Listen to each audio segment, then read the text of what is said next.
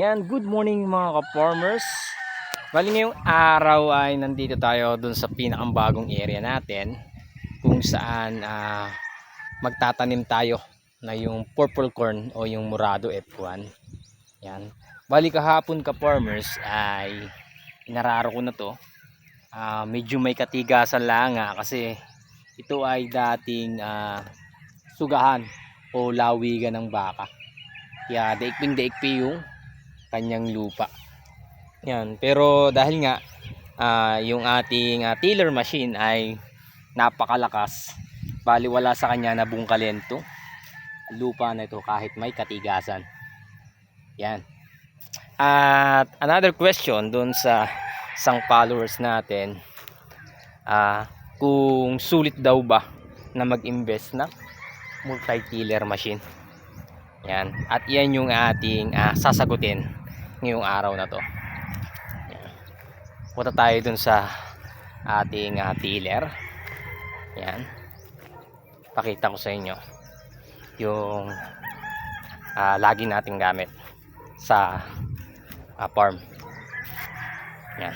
Ba ito ka-farmers yung isusunod natin na bubungkalin. Yan. At ito yung ating tiller machine. Para sa akin ka-farmers ay napakasulit kung mag-i-invest tayo ng ganito. At kung ang hanap buhay lang din naman natin talaga ay pagpa-farming. Yan. Kagandahan nito ka-farmers ay 360 siya. Yung handle niya ay 360. Yan. Pwede nating iikot ng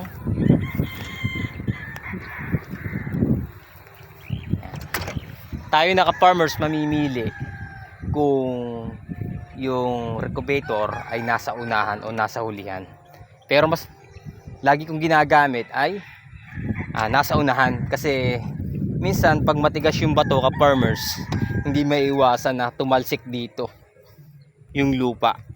May posibilidad na tumama sa paa natin. Pero nasa gumagamit naman kung saan ang gusto nila. Kung nasa unahan to o nasa hulihan. Pero ako lagi, mas gusto kong gamitin ay yan. Ganyan. Pagkatapos, yung height naman ng kanyang handle ay pwede rin nating baguhin. Yan. Pwede natin itaas, pwede nating ibaba. Ayun na.